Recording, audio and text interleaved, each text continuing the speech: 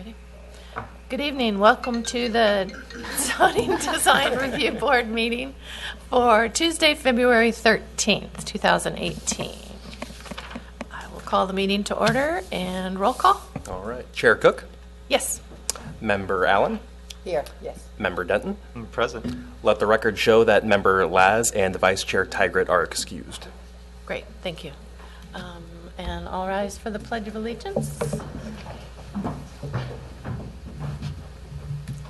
Pledge allegiance to the flag of the United States of America and to the republic for which it stands, one nation, under God, indivisible, with liberty and justice for all.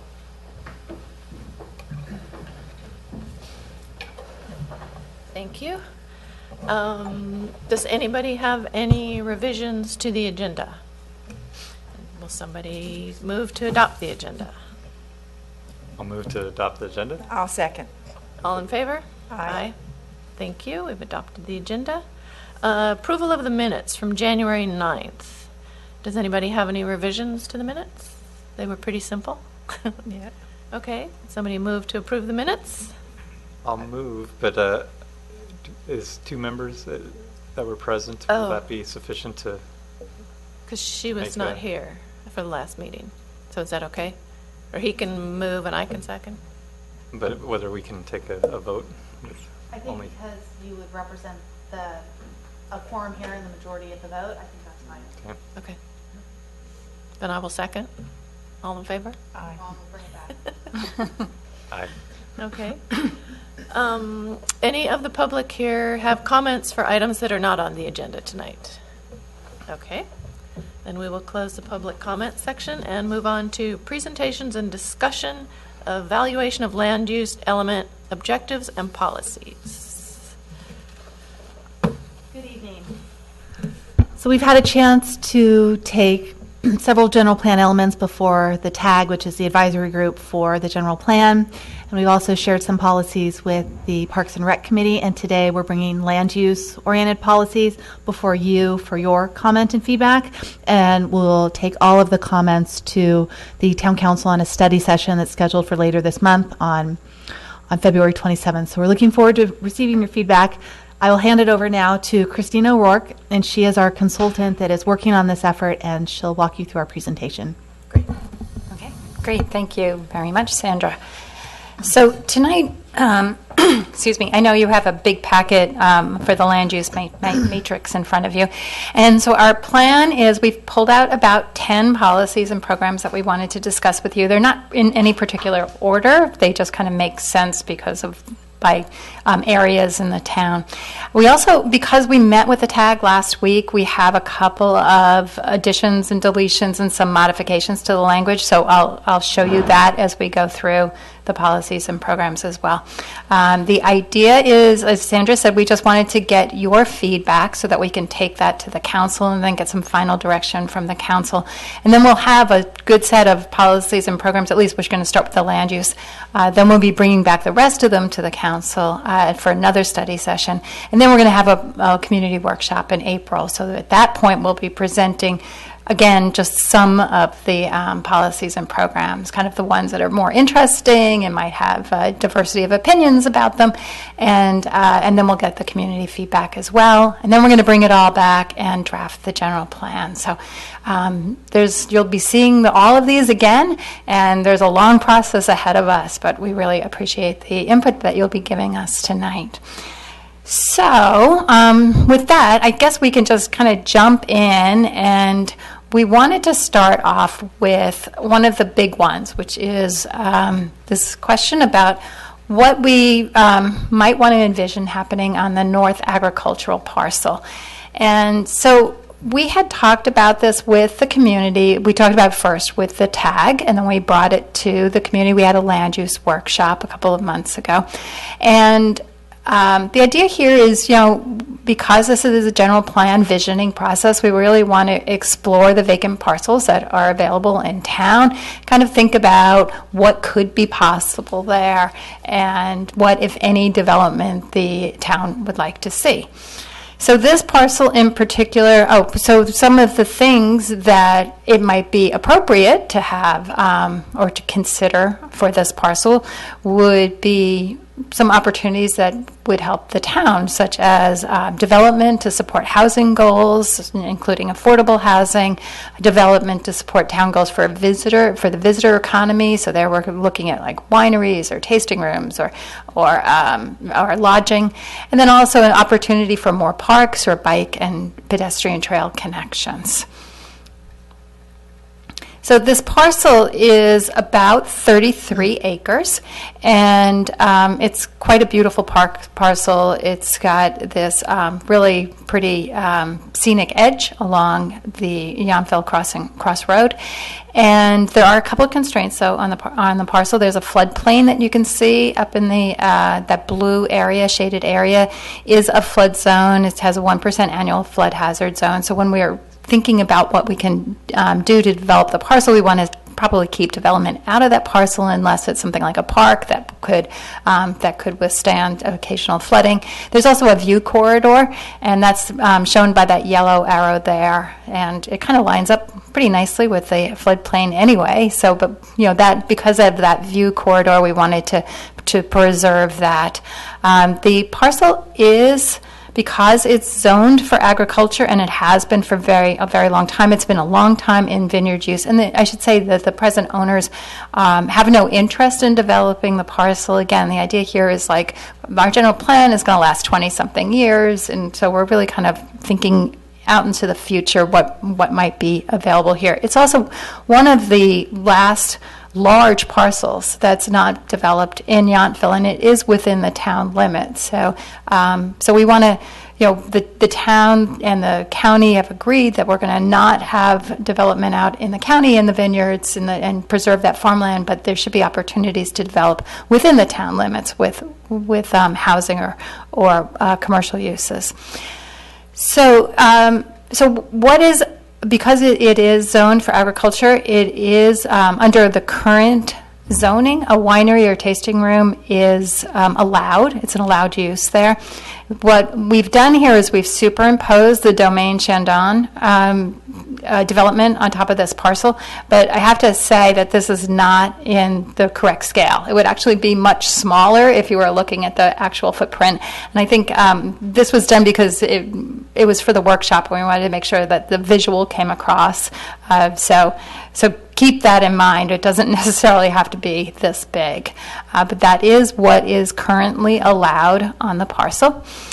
The north, so some of the ideas that we wanted to just kind of illustrate for the tag and the community workshop, just to help people kind of envision what is possible on this parcel. So this idea is like a resort and spa, something along the lines of Solage that's in Calistoga. So we just kind of superimpose that on this parcel.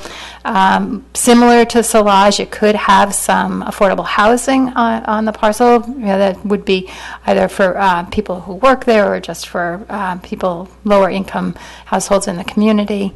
So that's one idea. Another one is maybe a mix. It's quite a large parcel, so it could support a mix of housing and a resort, for example. And here we've also shown, some bike and pedestrian trails.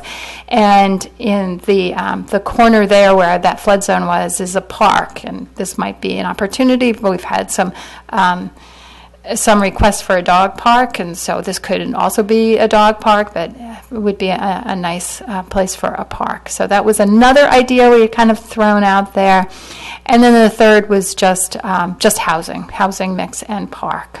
So if this were to be developed with housing, it would probably be a mixed residential zoning district, and that allows 8 to 10 dwelling units per gross acre, up to 25 units if it has an affordable housing overlay. And there's a couple of regulations around the district. 50% of the housing has to be single-family detached dwellings, and a minimum of 25% that are multifamily. So this would be kind of similar to like Washington Park or Vineyard Oaks. So when we presented this to the community workshop, we had we didn't, I think it was probably 50-50. There was some support primarily for housing, not for a resort, but for housing. So that was kind of what we brought back to the TAG to talk about, was doing housing here. And we came up with a potential program to discuss with the TAG, which was to consider rezoning the 38.3-acre North Agricultural Parcel to allow mixed residential development, open space, and parks. And they had a long discussion about this. I think there were a lot of TAG members who really wanted to keep it in its current use and felt that it was a real asset to the community, a real scenic asset, and so the TAG voted, and it was a really close vote. It failed on a 4-5 vote, but because it was close and because the community also seemed split about whether it should just stay in agricultural use or if we should consider housing on the parcel, we wanted to kind of bring it forward and get your feedback on it, and then again bring it to the council for kind of a final direction. Some things that we could consider here is we could say consider rezoning a portion of the 33-acre parcel, because that would be an option, and then keeping some of it in agricultural use. We could also, it says consider rezoning, so it doesn't have to be an action that's taken when we do the general plan update. It could just be something in the future. It could be, for example, when the town has to redo its housing element, which will have to be redone in 2022, a new one adopted in 2023. There's a possibility that the town will need to identify new sites for housing at that time. This could be a site that was used for housing. So it could either just, if we wanted to, if the town wanted to keep this program, we could keep it as is. We could also kind of designate it in an urban reserve land use designation, with that kind of idea that eventually it would be zoned for residential development. So I think, did you have anything else you wanted to add to that? No. No? Okay. So I think with that, I just kind of would like to open it up and just hear your feedback on that. Okay, thank you. Jared, you have? Sure. Can you give us just a little bit more context as far as access to the site, knowing the if you go back to, say, the overall images, there you go. That's good like enough. that, Any of those, Okay. doesn't matter. So my question is, if I recall correctly, on Yount Mill Road, the city boundary is fairly close to where the present condos and stuff exist, right? So in other words, would we have to have access to this parcel off of Yountville Crossroads? That's a more feasible connection given the the town boundary on the north side, Right. as you note. Okay. So with that as a mindset, I would say first of all, I'm open for potential development. I don't think I also know the property owners, and probably they're not interested at this point. But the purpose of the general plan is to think of the long term here, and I think it's appropriate. I would say that probably it's such an asset to the town to have this in the boundary that I'm not interested in seeing a winery. Particularly, I think that there's a lot of opportunities beyond the town limits for that. I'm mixed as far as whether there could be a split between I support the residential side, and I'm pondering in my mind whether there's any feasibility or possibility of hospitality component, whatever that shape or form would be, because the reason why I asked the first question is I could see that happening better if there was a private access off of Yount Mill Road. If someone has to drive off of Yountville Crossroads through a residential community to get to that destination, I think that doesn't work quite as well. So those are just some initial comments, and I'd love to hear. That makes sense. When you mentioned that it's currently agricultural, so with that zoning, it could host a winery. If it changes and we rezone it to urban or residential mixed use, does that negate the opportunity for it to be a winery? Yes, because the underlying zoning district would establish the allowable and the permitted uses, and within the town limits, wineries are not permitted in residential zones. Okay. Since I was at that public meeting where we did the click to vote, and it was pretty obvious people did not want a winery there. So I'm kind of surprised the vote went the other way to leave it agricultural. I would say it would make more sense to change it to something, some version of residential, to avoid that from becoming a winery. I think it would be a good option down the road to have it be residential.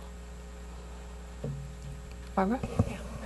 No, I'm not object to residential development on this parcel. I think the housing is so tight in this town.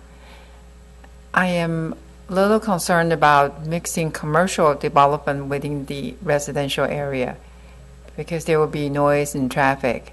That has to be looked at. There must be a very good buffer, like parks or access, to alleviate the concern for the residents. And I think it's good to have that flood zone area as an open space. That's very pretty. So that's where I come from. I'm not object to commercial development, but it has to be very carefully planned. And I certainly would vote for residential development. Another comment might be that, so we've pretty much relegated that the flood zone isn't viable to build. There may be a position here looking for the 20 years where maybe not all of you said 33 acres is the total. I don't know how much acreage without the flood zone is possible, but if just for simplicity's sake here, on Yountville Crossroads, if you take that, say, eastern boundary of the property and put a diagonal line to the western corner of the property, anything above that, I think it's really nice as you approach the town to see the context of the hills and stuff in the back and the vineyards. So if you could limit the growth more compact, push more of the residential next to the existing residential and try and keep that. Maybe that may be an interim position for the next 20 years as opposed to allowing the entire parcel to have residential. I want to see if I can draw what you're Yeah, saying. can you- Are you yeah, that saying On a diagonal. Basically a horizontal line. Yeah, like that? No, No? skew it about, All right. rotate How do I it get rid of counterclockwise it? about 5 degrees. Erase. And the starting point was the same. Starting point is the same, and then go Start- more to Bring the. it further south, So, the west edge. yeah. Stand on your chair. Yeah, let's go from that corner across. Oh, from this corner to where I ended up So before, that basically you have the northern half of that parcel. kind of like that. Oh, Thank you. Yeah.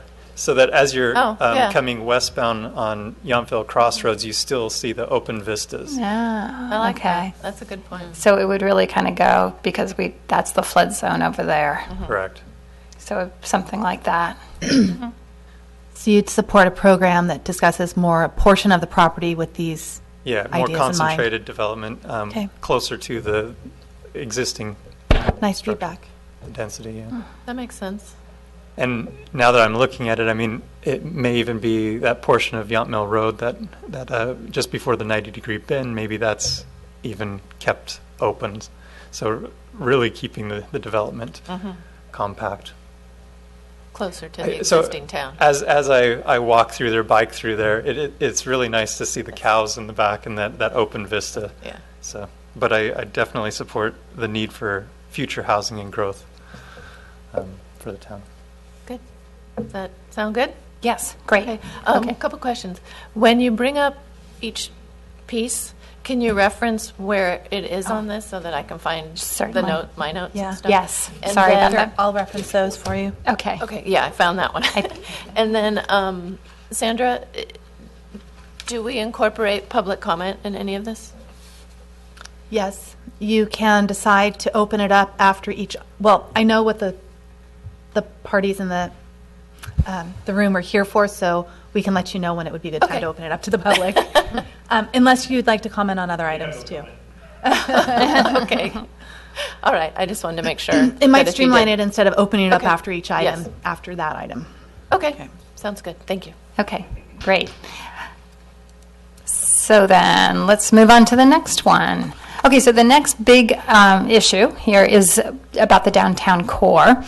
And again, these kind of policies and programs and these development scenarios, different ideas. Does it relate to a policy? Okay, number? so well, there are a few of them, Okay. actually. Okay. I'll just find my notes as we go along. Okay. That's fine. And I've got them marked when we get to them, Okay. to the policies and programs. So, again, these ideas were all presented to the workshop. So we got some feedback, and that was from these small groups. So we got kind of written feedback, and then the TAG considered that and came up with what they were interested in seeing. So the idea here is, what can we do here in the downtown core? What kind of opportunities do we have? Would 3-story buildings perhaps work here? What can we do that would enhance the character of Yountville and the economy, and then maybe provide some underutilized or underrepresented uses? So this is the area. I hope you can kind of see that red dotted line that we're talking about for the downtown core. So it's everything on the west of Washington Street, from about Mulberry Street up to, well, it's right by just north of the V Marketplace. And so the area really, there's the streetscape here has got some really nice areas where there's what we call kind of an active streetscape, and there's social gathering spaces. So one is like in front of the marketplace, in front of Bouchon, another, the bakery, another in front of Platform 8, another kind of gathering space in front of the community center. And then there are a couple of areas where we have those parking lots and that are in front of V Marketplace. So really, the idea here is what can we do about those parking lots, and how can we kind of create perhaps more social spaces along Washington Street, and perhaps some new development. So creating new social spaces, and in some of these guiding principles here when we were developing these scenarios, and they're really just, these are not plans at all. We just wanted to be able to kind of spur some thinking. But we wanted to be sure that we were going to be preserving and enhancing view corridors and connecting this kind of development to the landscape, and then again to develop the economy. So this is kind of an overview of some of the ideas that were developed and presented. The orange arrows there are the view corridors. So there are view corridors from Washington Street going west, but also there's this nice view corridor that's coming from the highway looking into Yountville, and that's kind of something else to kind of consider about how the town is being presented to the outside world. So there's these new developments in this kind of in the colored areas. I'll go through them one by one. So the first idea here is this. So the parking lot up at the north end. What if we did have that developed? What kind of development would be appropriate? How could it look? So the idea here is a one-story. This one in particular is a one-story building, and this red, let me see if I can get this working here. My laser pointer. There we go. So this is the cross section. So this cross section down here is that red line over there. And so Bouchon Bakery is about 1 story high. So this, we're saying, well, what if this was about 1 story high as well? And it could be an opportunity to create some new commercial uses, and also to create some courtyards and gathering places. The second idea is to kind of take those buildings and go 2-story on them. This would provide some opportunities to do office or residential use, any kind of uses that are underrepresented in Yountville and really could provide a local benefit. Moving a little south down the road, here's another opportunity for some new development. And this cross section here is going across to the community center, and the community center is pretty much 2 stories. So the idea here is, well, this is a 2-story building on this site. It does conform to the current height limit. And then back in here, there could be an opportunity for some more building. And here what we've got is this is here, I'm going to just point this out so you can see it. This is the cross-section line here. And the idea was this would be an opportunity to have a parking structure, because if you're going to be developing these buildings over here and using up the parking lots, and we would need another area for the parking. So this could be like a 2-story parking lot, and with buildings flanked on either side. They could be a restaurant or retail uses, office space.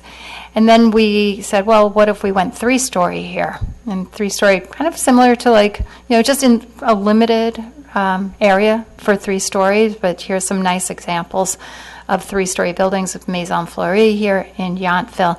And if you did go 3 stories, like in this example here, that could help to activate this rooftop. And there could be like a rooftop terrace or rooftop dining that can fit in really nicely there. And here's some ideas for some of the garage elements that we were discussing at the time. This is a green roof and rooftop dining terrace. These garages themselves can be really made very attractive. It can be landscaped and have green walls. And then the height in the building that we were just showing you actually would be able to kind of accommodate stacked parking as well. And the idea here is, particularly as we start moving towards driverless cars, that kind of stacked parking would be a more efficient way to stack those kinds of vehicles. So that would just be another option, offer some flexibility. So we presented these ideas again to the community workshop, and we got probably again about 50%. Most people, I think, were supportive of additional development in this area and supportive of 3-story development. I think we were probably 50-50 on the parking garage itself, but of course there would be some sort of need for parking if we were going to develop and put buildings where the existing parking lots are. So the policy that came out of the TAG, after considering all of this, is this LU 3.4, and that one is on page 4. Thank you. And so this says to permit 3-story buildings only to the west of Washington Street between California Drive and Humboldt Street, and 2-story buildings for the remainder of town, provided the development considers the neighborhood context, including uses, view corridors, and setbacks, and that buildings adhere to the requirements for massing. And there are a couple of other policies. I want to run through those too, because they all kind of work together. The policies, what was just referred to in that last policy about building massing. So this is a new policy, and this would really help to kind of guide the development or the design of these buildings here. All buildings, and really all buildings in the commercial districts. All buildings shall utilize massing techniques that mitigate heavy or bulky forms, such as modulating building mass, partial upper stories, setbacks for upper story volume, variety of roof forms. Do not obstruct view corridors, and are compatible with adjacent structures to ensure that new buildings do not overwhelm their sites or their neighborhoods. For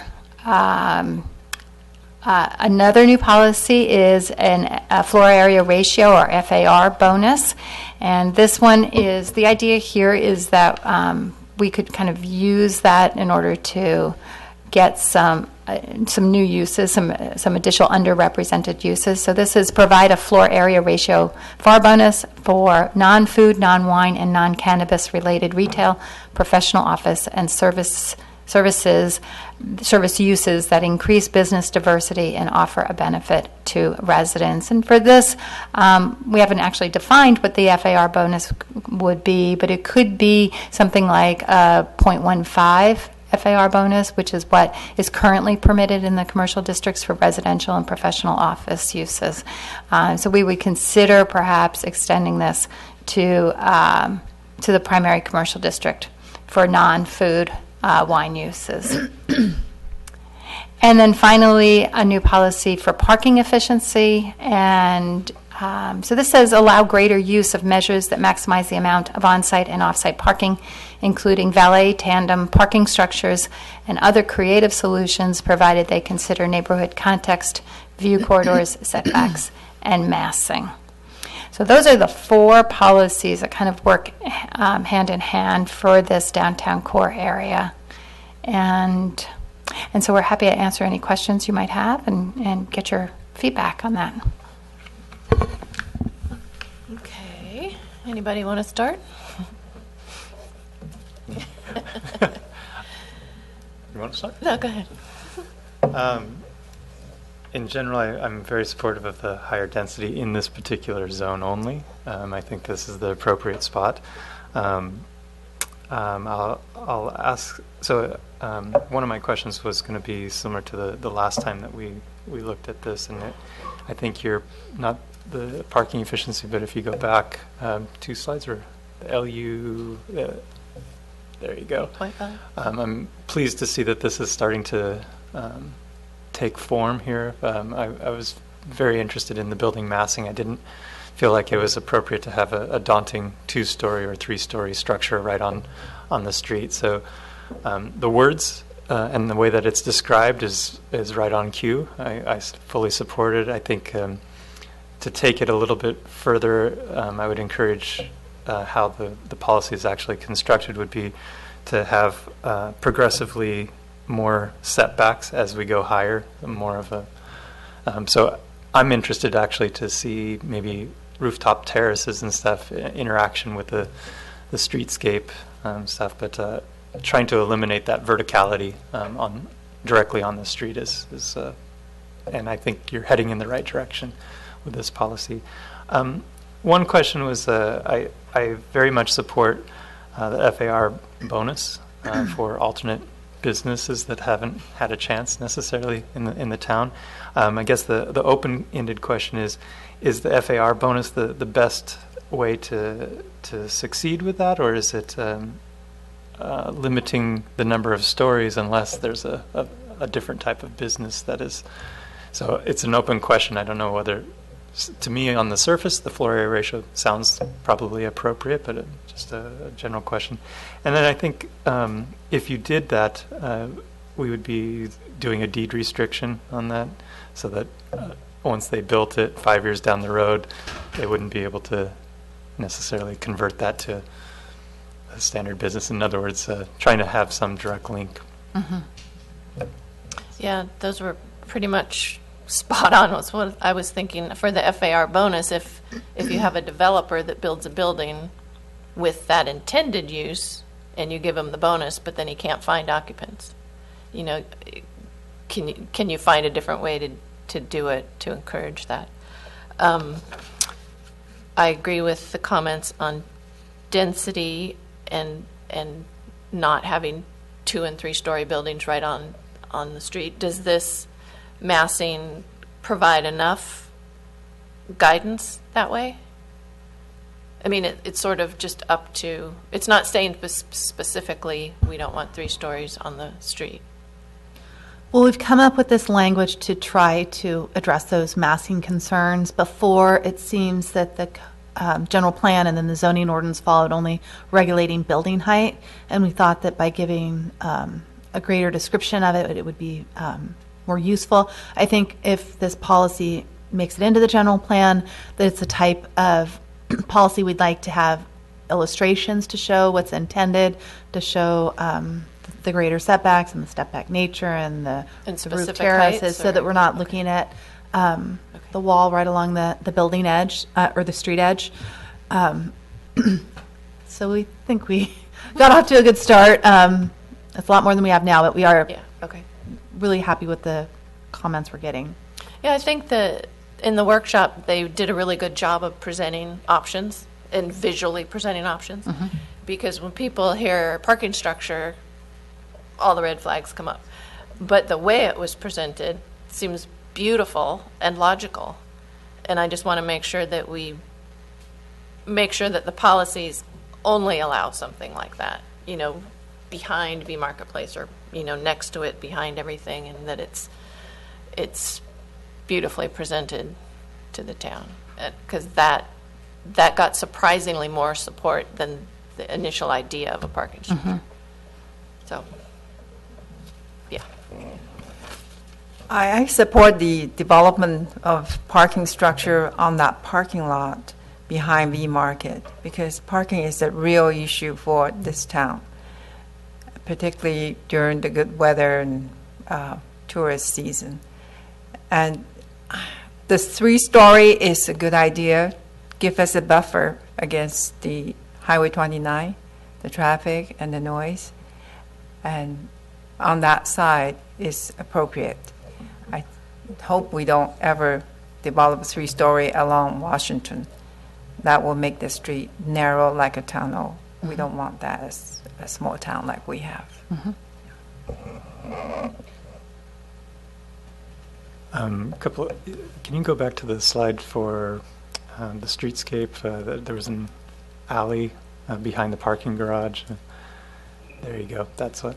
So I was intrigued by the proposal of an alley or an additional artery between that. I thought that helped potentially break up additional massing.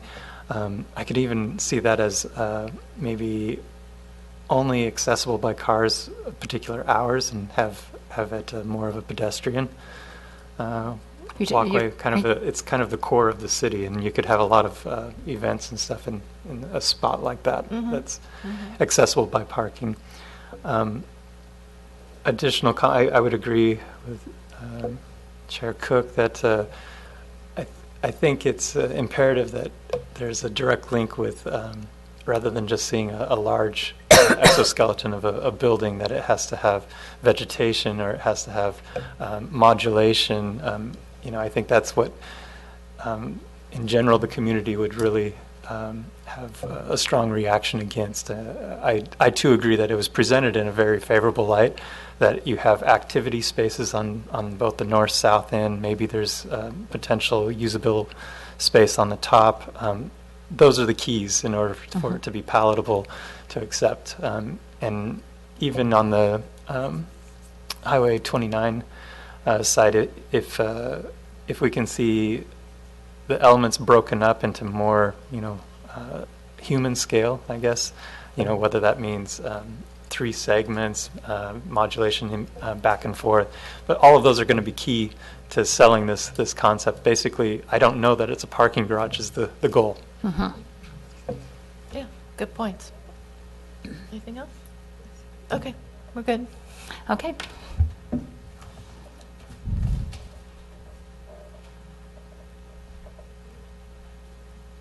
Okay, so now we're moving on to the North Washington Street, and there are 6 residential parcels along North Washington Street in this area, kind of between Creek and Padrone, and those are really the last residential parcels on Washington Street. So the idea was brought up that what if we rezoned these for commercial use, and so we did, and when we're talking about commercial use, we're really talking about kind of very small commercial uses. We did present this at the workshop, for the community workshop, and it was one of those click polling questions. So it said, under which circumstances, if any, would you support rezoning the last 6 parcels on North Washington to commercial? And it was a select all that apply.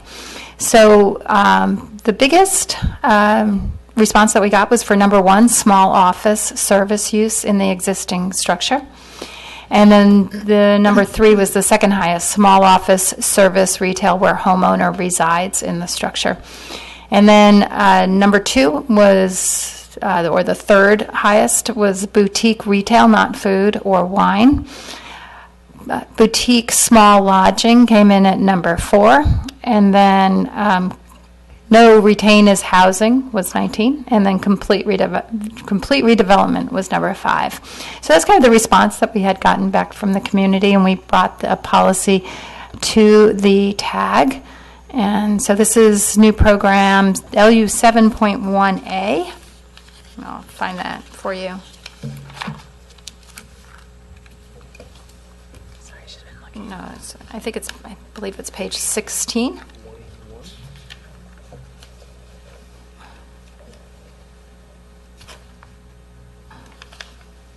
Seventeen.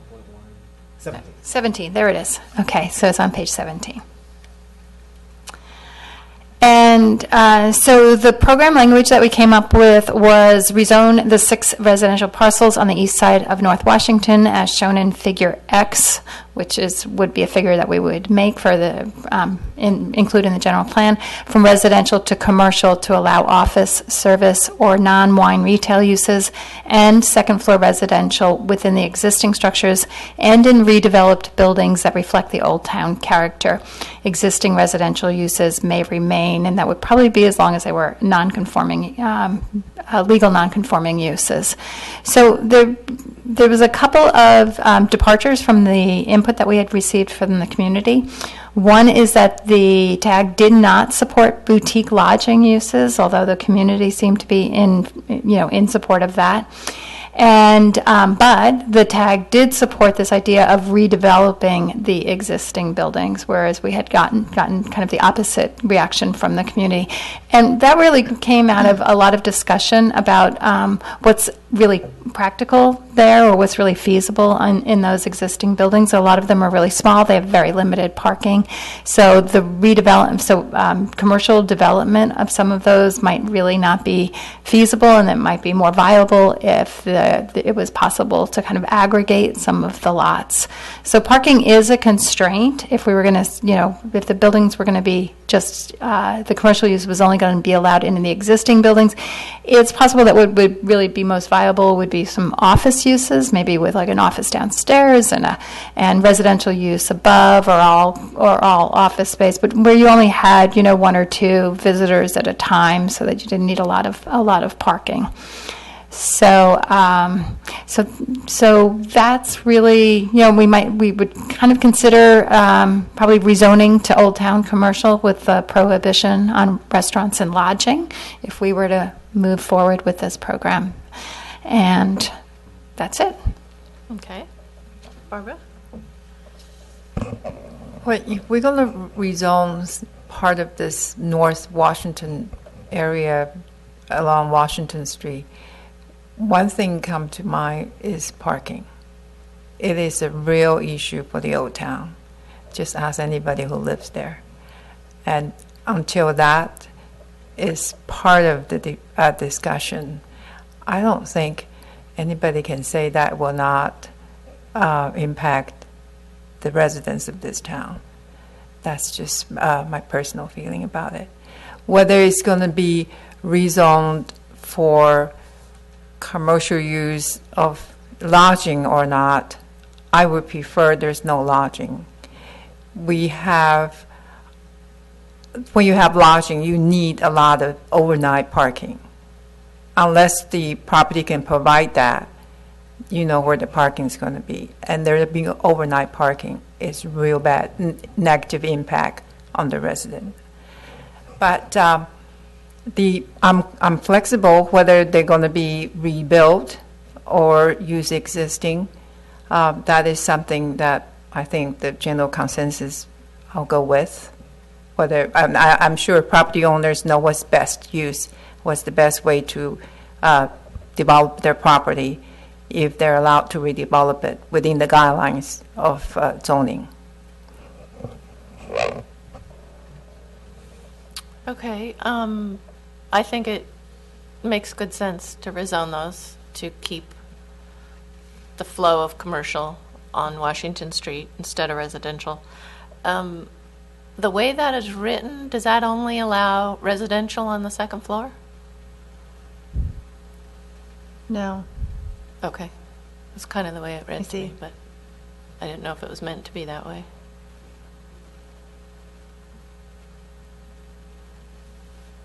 Well, that last sentence was added following the tag meeting.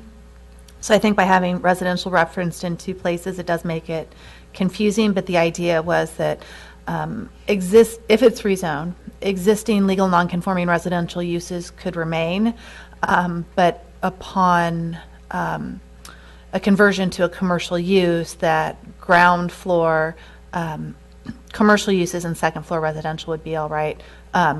But you could put office space You could also also on the put second office floor. on the second Okay. floor too. Okay, that makes sense to me. So that may need some clarification. I support Okay. this one. Jared? I agree with the other members. I think parking would be an issue with the lodging, so not a favorable with that. Kind of encouraged to see this side of the sidewalk and stuff, and the connectivity between the north and south. I think that would be a positive.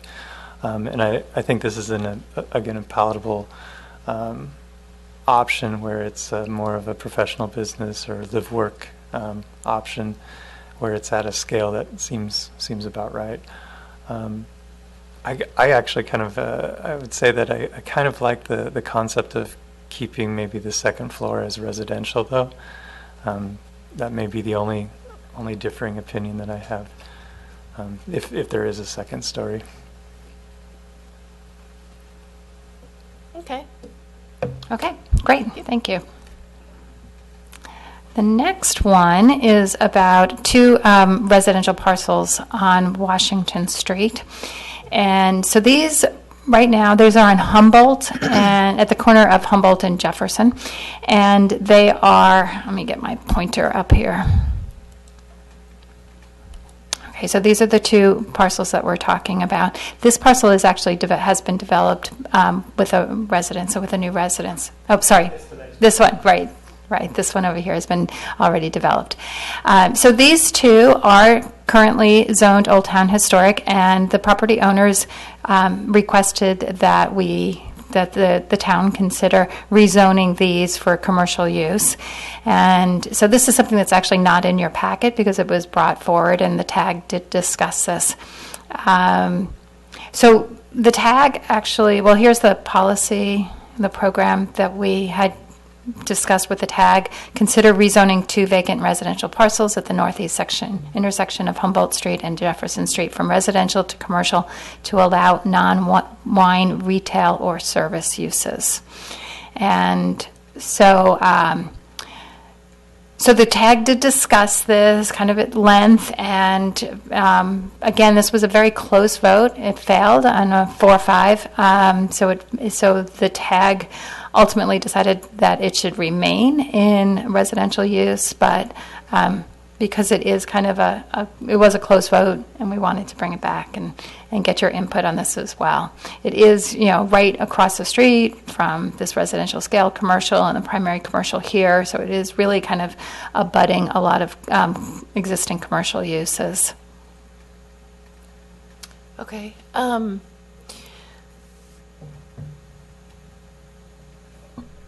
The fact that the building around the corner on Humboldt was allowed to go commercial bothers me. I think it should have been left residential. But since that has already happened, then to me it makes perfect sense to allow this corner, because I know it's not on Washington, but it's virtually on Washington. So to me it makes sense to make that commercial. I think I would want it to be developed as a single property, not two separate properties, though. To me, that would make more sense to keep it. This is the item where the public is interested in addressing it, and it may be more appropriate to get the comment before okay. we receive your comments. Would you guys like to? Absolutely. Come on up. Give us your name. My name is Rich Woodson, and I'm the resident at 2008 Humboldt Street. Also here today are my wife and daughter and father, who are all residents of Humboldt Street. My father's at 2004 Humboldt Street, the next one down. And Yeah, we're considering zoning both as a single property. So I'd like to spend a couple minutes today talking about our family's perspective on the zoning of these lots. Yountville has changed significantly since these were originally zoned residential lots. There are now 48 businesses in town that are servicing over 1 million visitors to this town every day, every year. And each one of those visitors at some point will cross through that area, either walking or driving. They will, and probably about half of them walk kind of on that side of the street, it seems. Each of these tourists and each of the 3,000 residents of Yountville would be far better served by a business at this location than the existing open weed lot. The residential zone commercial units that are being planned, unlike the residential units that are being planned for north of Washington Street, this property is centrally located to Yountville. And it has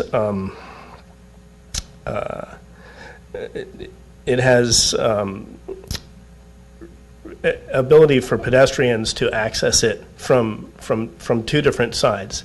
And it also has abundant land to accommodate parking for the on-site parking for the users of the property. And if this were commercial, you would only have one ingress there, rather than as residential, you would have two ingresses, which would actually take away double the on-street parking that's currently there. So you would have much more parking were it zoned commercial than were it not zoned commercial. My family's owned this property for over, I've prepared some remarks in case I forgot anything. My family's owned this property for, and as a business, the business that we imagine for this property would be something like a pharmacy that would serve the vital needs of the community. My family has owned this property for 30 years, and during that time we've received numerous questions as to why it's undeveloped. And the reason is simple. These parcels are not properly zoned. As anyone who stands on that corner during the week who sees the flow of tourists, hospitality employees, and local residents would know, it's totally unsuitable for a home. I live just 2 doors down, and I'm treated regularly to bachelorette parties throughout the evening, people using my front lawn as a backdrop for photo ops, and the constant car activity of hospitality employees coming in and out from their positions. And I share all of their enthusiasm for the city, for the town. I love it, but that's why it's not appropriate as a residence, particularly on that corner. You would only have to spend a little bit of time there to realize that. If this property were suitable for residences, we would have built houses there decades ago. And that's why we haven't done so, and we will continue not to do so until it's properly zoned. The street itself has changed significantly. I'm talking about Humboldt Street since we moved there in 1989. Originally, 5 of the 10 lots were someone's permanent home. Now, only 3 of those lots are a permanent home, 2 of which belong to our family. There was 1 commercial and 4 yet undeveloped parcels. Today, only 3 of those houses are primary residence. And the other remaining homes are primarily used as part-time vacation homes. And that's great. I love that people want to consider Yountville their home. I share their enthusiasm for that as well. But if anybody's going to be impacted by this place being zoned commercial, it's going to be myself more than anybody else. Myself and my family. What is suitable for this spot is a business. It's surrounded on 3 angles by popular public sites: a hotel, a real estate office, and a public park. It's crossed by pedestrian sidewalk, which carries thousands of people every week. And the only residential neighbor, other than myself, is deeply insulated from this by a drive. You can't see it here, but there's a driveway, a row of 6-foot-tall olive trees, and then an 8-foot-tall hedge, which completely mitigates any view or sound impact from that property. As the only permanent resident to be directly impacted by this change, we would ensure the design is agreeable to everyone in proximity. The style would be complementary to the surrounding buildings and the build quality would be similar to what we've created for our own home. To ensure this, we would be using the same local architect and builder who also developed several commercial projects in town, including Jessup Cellars and Masonry. So we'd love to work with the town to realize its vision of the future by correcting this zoning gap along the Washington Street corridor. Okay, thank you. Any other members of the family? Okay. Oh, you have a question for the applicant? Okay. Well, I'm thinking, where would be the ingress, egress for the So the lot? ingress, I think, would be on Humboldt Street for cars.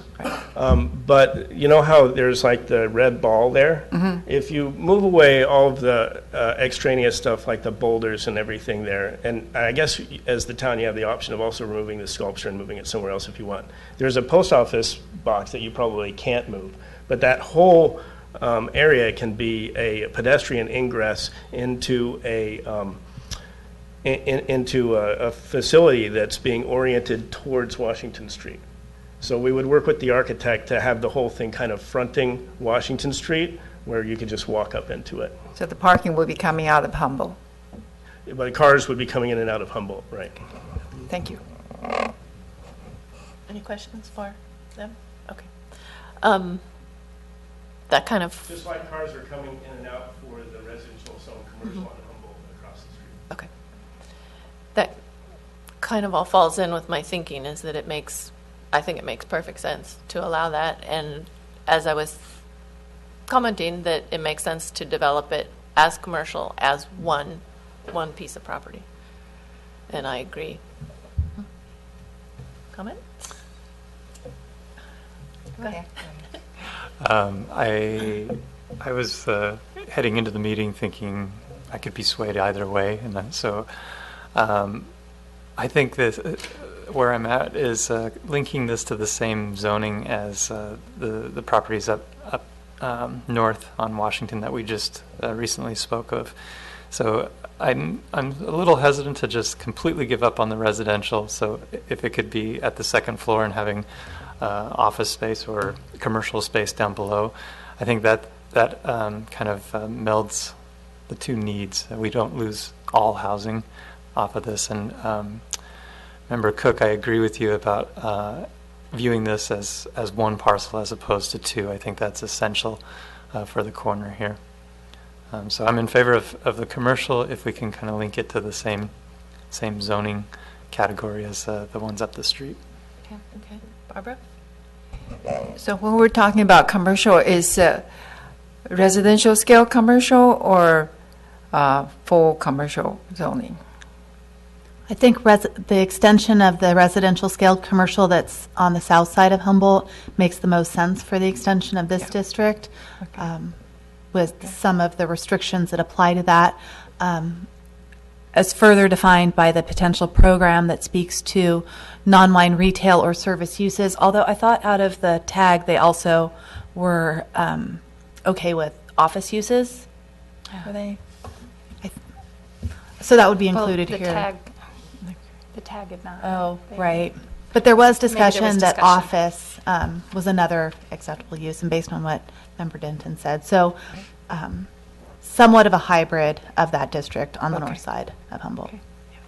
Well, I like the fact that from Washington Street and from the park, you would not be looking at a parking lot. So the ingress, egress out of Humboldt, I'm strongly in favor of. And I do not object for the zoning change, but it has to be discussed with public and approved by the town with all the guidance. Does that give you enough? Just Okay. a general question. So on the overall map, what is the boutique inn just north of the park designated? What zone? That is retained commercial. Okay. That those three properties were rezoned when they were the last three retained uses in the Old Town Historic District. I think originally there were 13 commercial uses, and they either disappeared or reverted to residential, and those were the only ones that were left. And it wasn't just Old Town Historic, but it was throughout town. Some of those existed on the Hotel Yountville property and some on the Vineyard View property. So just a clarification for my statement. So I'm supportive of, it could be professional office buildings down below, but I could also support the full commercial at the Okay. lower level as well. So Okay. I don't think that that's linked. Okay. Okay. Okay, great. So while we're in Old Town still, we have a modified policy. And so this is a policy that's in the existing general plan, and what's been underlined here is kind of the changes that we've made to it, and we just wanted to kind of bring this up quickly. We wanted to, first of all, identify that this was, in fact, kind of clarify that this was applying to the Old Town Historic District. And so it says, within the Old Town Historic District, maintain street designs that are rural and in nature, provided such an approach will not result in local drainage, erosion, or sedimentation problems. If rural in nature means narrow streets with aggregate shoulders, street trees, and street lights, but no concrete gutter or sidewalk, design shall incorporate the aesthetic of the Old Town Historic District. I think the big change here is that the TAG agreed that street lights would be appropriate in Old Town, as long as that there was a design that was appropriate for the district. That makes sense. Yeah, agreed. Yeah. I I'm in support. go with that. I Okay. support that. Did you have? I have a question about the lighting. Are we adding more street lights in the Old Town residential area? Oh, what do you call it? Old Town Historic area?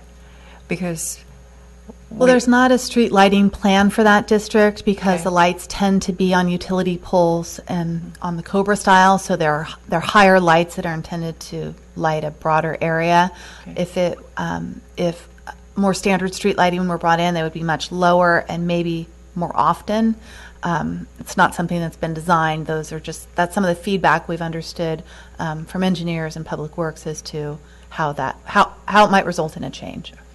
I would prefer the Old Town does not light up, historic area does not light up like Washington. Because one thing is not restful. Another thing is we don't want too much light emission in a residential area.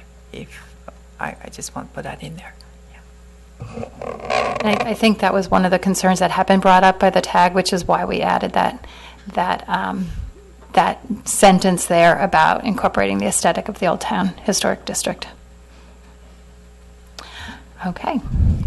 So now we're moving into the residential neighborhoods, and there is a policy about Toyon Terrace. Now, this came up, we had talked about it in at the workshop, and so these homes are they're pretty small, and it appears that they have a lot of development potential. So we had asked a question at the workshop: would you support permitting a higher floor area ratio for Toyon Terrace, similar to Heritage Estates or Washington Park, if it would allow families to grow in their homes? And so we got an overwhelming response. Most of the respondents said yes. That was 36 out of the 58 or so participants. So we, again, talked about this at the TAG, and initially they had agreed that it was appropriate. So we had this new program that said, consider revising the development standards to allow a higher floor area ratio in the Toyon Terrace neighborhood, provided buildings conform to the rules on massing. And that was about 2 meetings ago when they had voted for this program. And that's the program that appears in your matrix. However, after, in the intervening month, staff went back to kind of look at this a little more closely and to see, what might be appropriate for an increase in floor area ratio. And then we started really looking at the properties there to see how the neighborhood could change. So this is kind of what we found. First of all, there's about 60 lots in Toyon Terrace, and most of them are small. Only 2 of them are over 8,000 square feet. Now, the allowable living area for the FAR is currently 0.3, which means that 30% of the lot can be covered with living area. covered's not the right word, but. So of the 62 or 60 homes, 27 of them currently have a living area FAR of 0.2 or below. And 52 of the homes have a living area of FAR of 0.25 or below. So as it stands now, most of those lots are not developed to their full potential. So and most of them are small. The average living area of a home is about 1,500 square feet. So just using the allowable FAR now, which is 0.3, we kind of ran through the numbers, and so the existing additional living area potential averages about 600 square feet for that average home in the neighborhood. And then so we thought, well, if we had increased it to like 0.35, what would that do?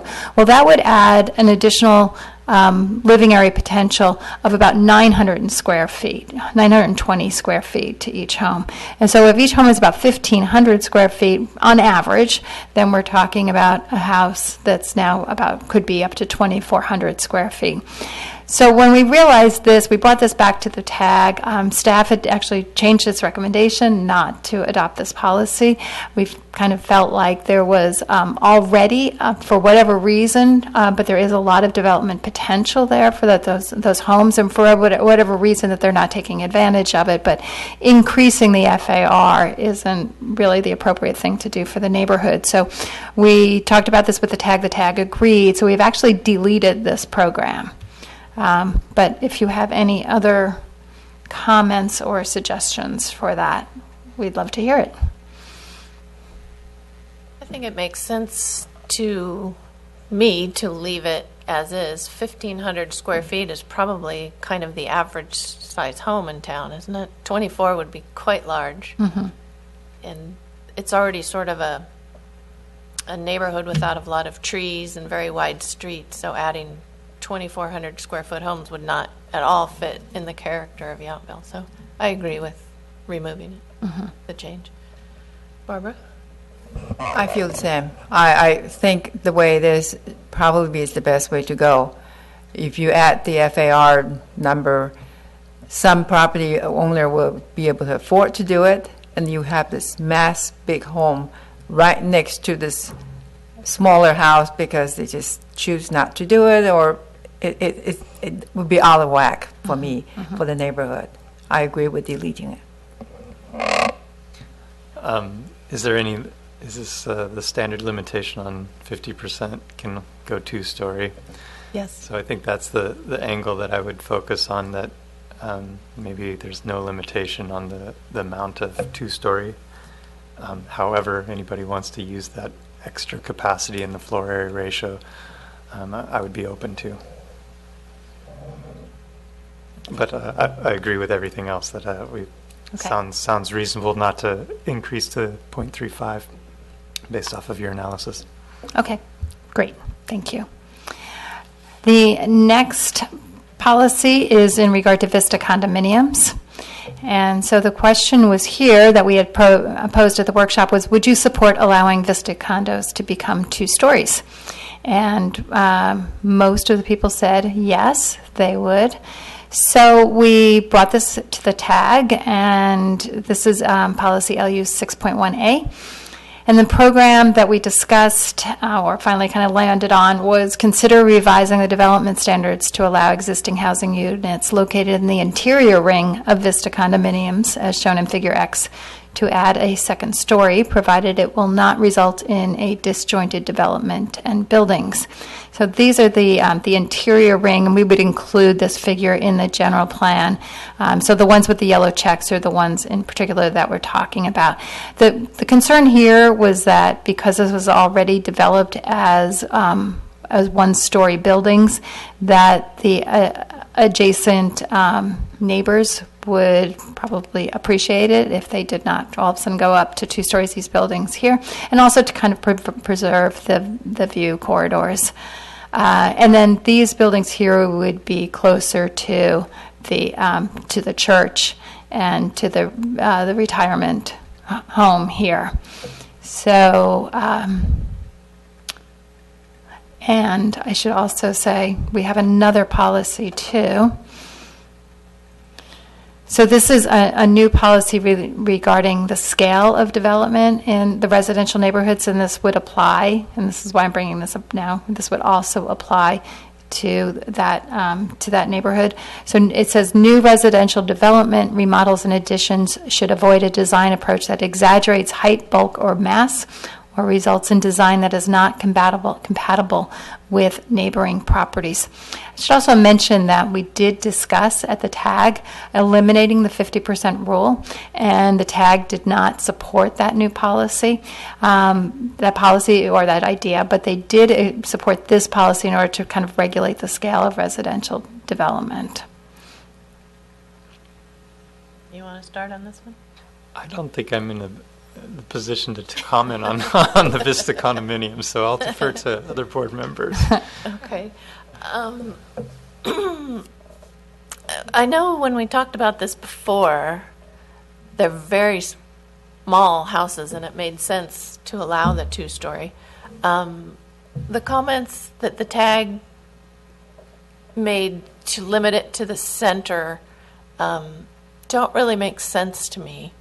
I think that Washington Park has almost all two-story houses on the Vineyard, so I don't see a problem with allowing that outer ring to be two-story. The ones that face Fennel wouldn't pose a problem, and the ones that back up to the Washington Park homes are set back quite a distance. I mean, the Washington Park homes are very close to each other, and these would be set back quite far, and I don't think that would be a problem with people seeing in there. So I still support the idea of allowing it to go two-story for those reasons. For the entire neighborhood. I do. Mm-hmm. And then, okay, you want to talk about Vista, and then we'll talk about the scale of development. Sure, I agree with Chairman Cook. Because if you're going to build the two-story in the middle, you'll be a much bigger building facing the neighbor across the street. It's kind of overshadowing and overwhelming. If you're going to go up, I think everybody should go up, or just the way it is. I agree with her. It shouldn't be a problem. Washington Park along the Vineyard is 2 stories, and Fennel certainly is not a problem. And there's a huge buffer between Washington Park and the north end of this condo. It shouldn't be a problem. So that's where I come from. Do you want to add anything? Okay. That's good. Scale of development, I think, is a good addition that can be used. From experience, I know we've been seeing some individual homes going up that meet the FAR, meet the requirements we've been given, but they're built bulky and heavy, and they're looking much larger than they are. And so this might help us be able to use that in the future to keep that from happening again or more. So I think that's a good addition, if we can use it that way. Mm-hmm. Okay. I agree. I think that the policy is a great concept. I think that these are a lot of nebulous terms, meaning as a zoning design review board, it would be hard to translate that. I mean, it would be subject to each one of the members here's opinions and stuff. So it would be nice to have more reference in the policy to know how to evaluate each application and stuff that comes before us. And I will say that I'm all for. I think there's not a lot of land left in Yountville, and so there's just been so many instances that have come up with the 2-story rule that I would be on the opposite side. I would say that I would support any parcel to have an equal playing field. That there's it was appropriate 20 years ago when the town hadn't been built out, but now the only options for us is to go more higher density, and so I think the time is right to alter that policy. I do agree with Member Denton that if there was some way to make the scale of development more specific so that we could use it. I don't know if you want, I don't know that I want to give specific examples of houses in town that are seeming very bulky. Well, as a reminder, this would be a new policy in the general plan, and that would lead to the implementation policies in the zoning ordinance. So we would want to make it more specific so that it could be applied to projects. But this puts us into a position to come up with those new, That's new what I was hoping. implementation measures, really. Good. Okay. Any more comments, Barbara? I'm good. Okay. So about eliminating the 50% rule, so there are two of the members that are in favor, while we're at it, eliminating that rule? Still like the 50%. Oh, okay. So just the one, okay. All right. So we have a new program that is, I'm not sure if this is in your matrix. I think it is in your matrix, but it's not in their matrix. I don't think so. I think it is. Oh, it I is? think I Okay, saw It's in your matrix, Oh. but what's in red here is how we revised it with the tag last week. So this is, and I don't have my pictures in here. So this, I'm sorry, I just realized I don't have my slide with the photographs here, which really helps to give a nice example of what we're talking about. So this is for pop-up retailer, and it says, consider adopting policies that would encourage temporary pop-up retail uses in temporary structures in downtown commercial areas. Policies would include, but not be limited to, design of the structure and allowable retail uses. So the idea here is that these are, again, they're temporary structures. They're small. They can be they could be wheeled. They can be sometimes trailered in, or they can just be constructed on, on the site. And there'd be non-food, like one of the examples that we had was like a little farm stand.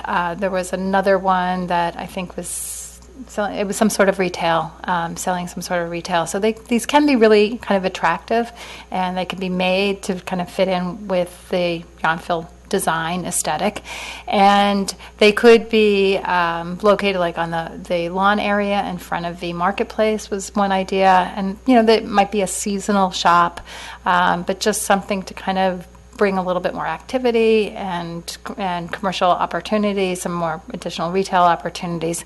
The idea that it would probably not be appropriate for food or prepared food or wine. But those kinds of policies is what would be, developed after the general plan. This is just kind of giving the broad policy. Any comments? One thing come to mind when you said pop-up retail along the street. I'm horrified if we have a T-shirt or souvenir shop along the street with a stand. So that is something I don't wish we would have. So I'm picturing those annoying little stands in the middle of the mall. Is that what? Like those kind of kiosks that are sometimes Is that in the what we're mall. talking about? So that would be an idea, except those are usually permanent structures. But Yeah, but something that kind of thing something like that kind of a that thing. is shuttered at night and Right. open during the day. Right. To me, that just doesn't seem very Yountville. I'd be interested in what the retail establishments in V Marketplace would think of that. Is this something that they've brought to us? Or this is just something that somebody else brought? Okay. I don't know. I'm not sure.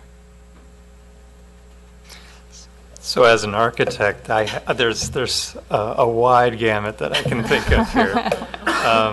So we can start from more of a European mindset with the Christmas markets and stuff, where there's kind of seasonal pop-up markets. But the bigger trend is to think way more creative.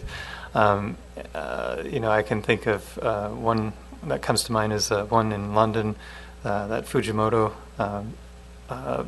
put as an exhibit to kind of basically people to interact and sit, and you also have the pop-ups that have a restaurant for a weekend, and then the facility gets torn down and it's gone. So there's a ton of opportunity here to have some really good architecture that's temporary. So the term pop-up is a wide spectrum, right? So I think you may have to look at the amount that the time that it's up, whether it's a seasonal, kind of give the broad guidelines. But I'm really excited actually about that, because there's just a wide spectrum that I could think of that would really provide some vitality, some temporary use. And from a conceptual standpoint, I like that people can experiment, whether it works in the town of Yountville without taking the big risk of a long-term lease.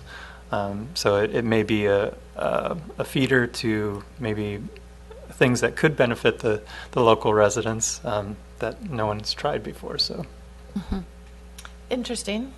You make it sound so much more appealing. well, so my first option is not the mall kiosk.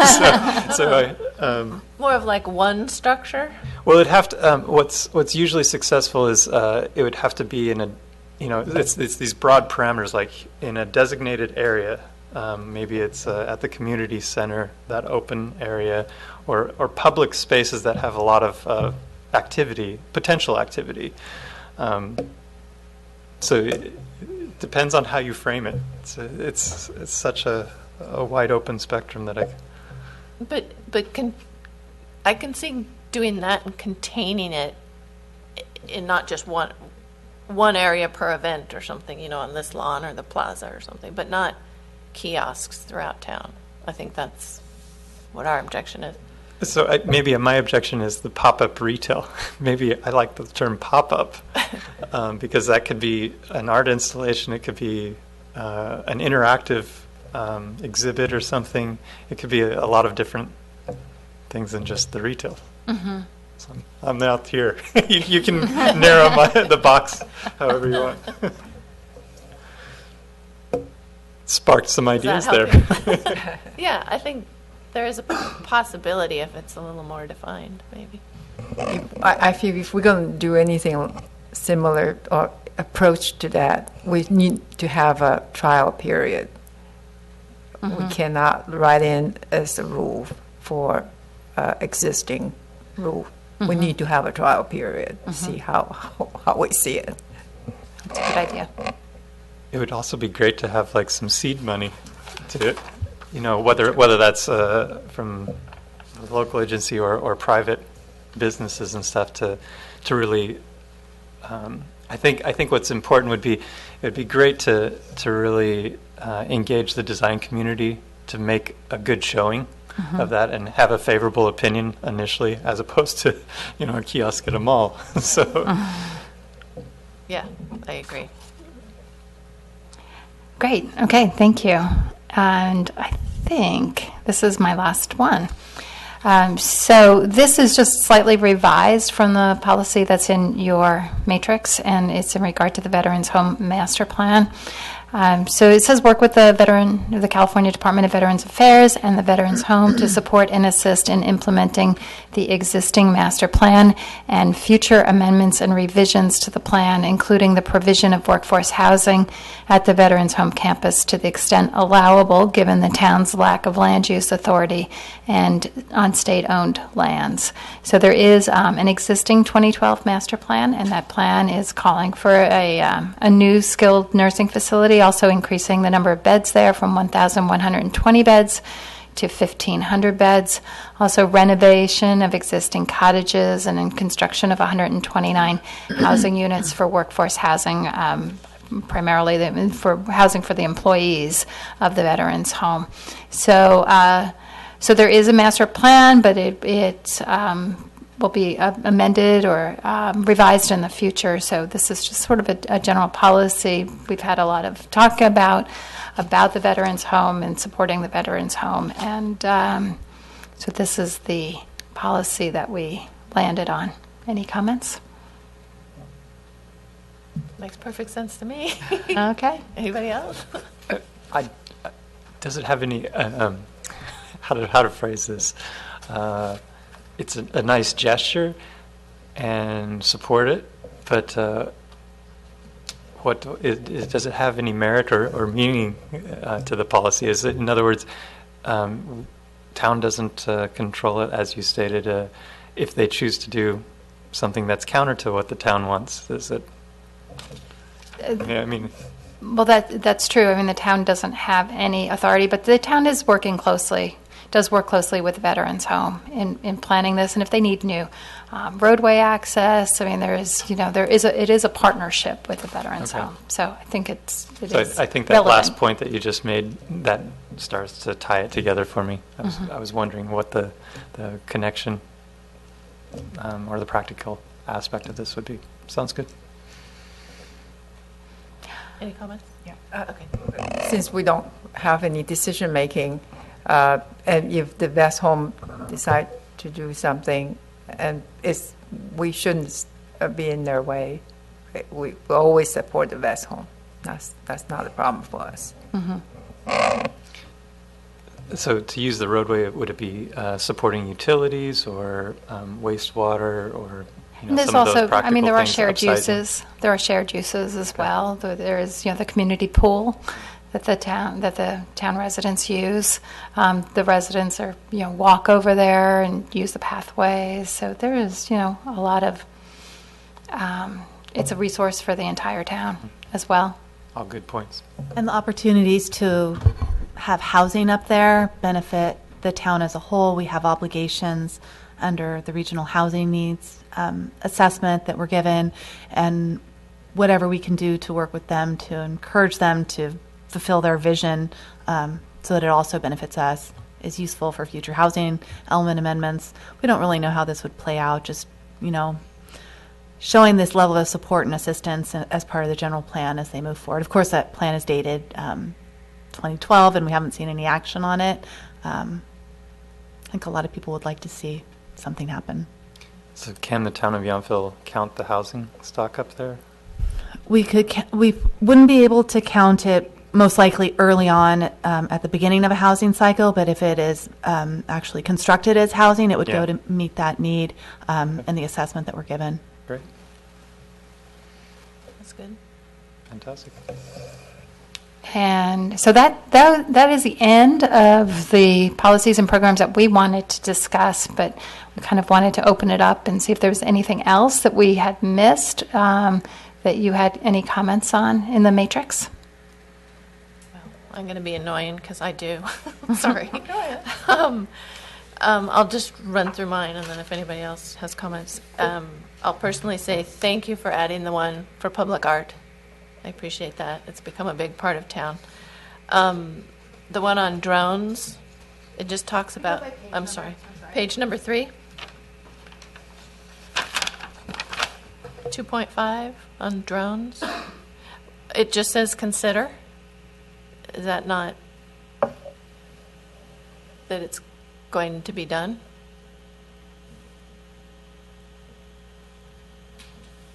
We use the word consider when we don't yet have the feedback from council on whether they want to start developing these policies or not. It may have more strong language after we take it to them for feedback and direction. Okay. But where we have had no indication of what their stance is, we do use softer language. Okay.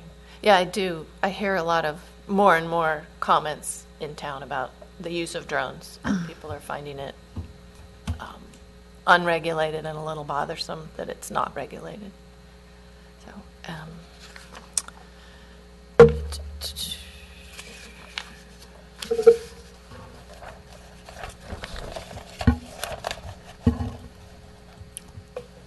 there was one about, okay, page 6. Policy 3.8 about natural grade. Now, is that a new? That didn't say it was a new addition. But it seems like there have been some homes built that have increased the grade and added greatly to their height. The way the policy is currently written is it only applies to properties on the west side of Washington. And so staff has observed where there has been the raising of grade, and that's obviously the overall height of a building. So we made a suggestion that it should apply townwide. Yes, I agree with that. What about, there's a new residential scaled commercial building being built that was built with a crawl space. So it's got like a cripple wall. So that didn't raise the grade, but now the building is 2 feet taller than grade. I'm sorry, what are we talking about? A residential scale building under The new construction? Gates building, the commercial Gates building on Humboldt, has a 2-foot crawl space. So without changing the grade, that has raised the building. I mean, I guess the overall height is not, still meets the specifications, but the same thing that happened to that house on the corner of Padroni is it just makes it seem much larger with greater mass by starting higher, if that makes any sense at all. Yeah, I'll Maybe have it does. to look into that, into the approved building permit set that was originally proposed as a remodel. They encountered a greater amount of dry rot and decay, and they had to rebuild the floor assembly. I'm a little caught off guard that it is raised by 2 feet for Looks crawl like space. Looks like it is. So I'll have our building inspector look Okay. into it I mean, tomorrow. they've just kind of started framing, but Thanks for being specific as to that. sure. I'm uncomfortable as to where, if we're supposed to be specific or not. So that's the use, I see a lot of the use of word encourage mixed use development of residential, encourage this.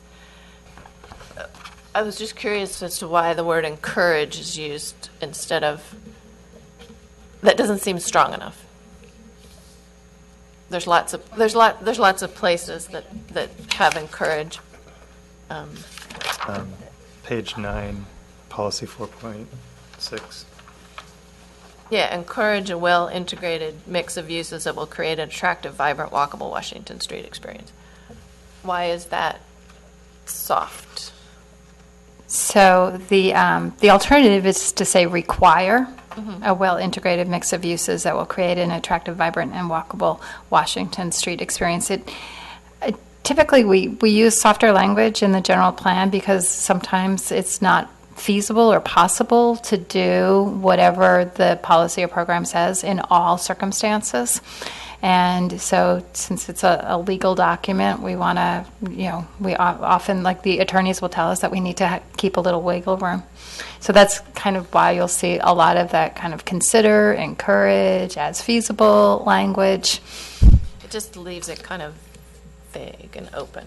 I think after this general plan is adopted, then it's up to writing the policy or the specific policies, like was it chapter 17 or so I think that's the next Zoning level ordinance. that you'll see more specificity. Exactly.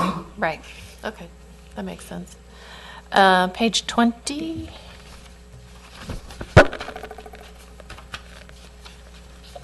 (8.2) business impact.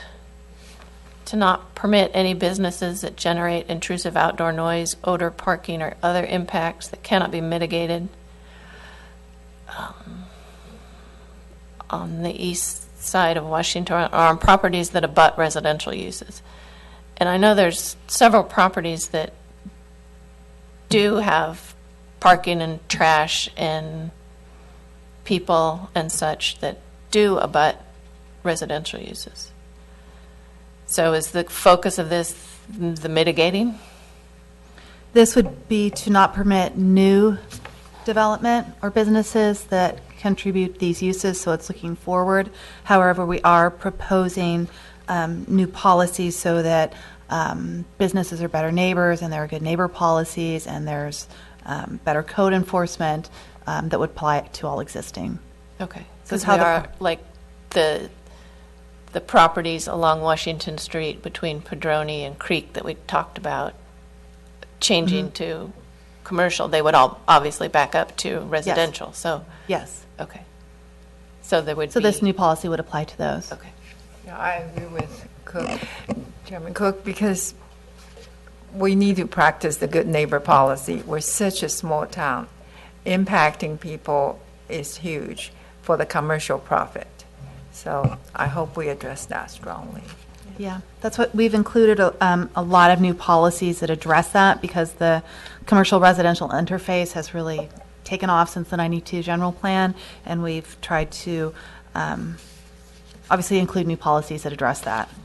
There is a new policy on page 21, LU 8.7, which is called just that, the good neighbor policy. Okay.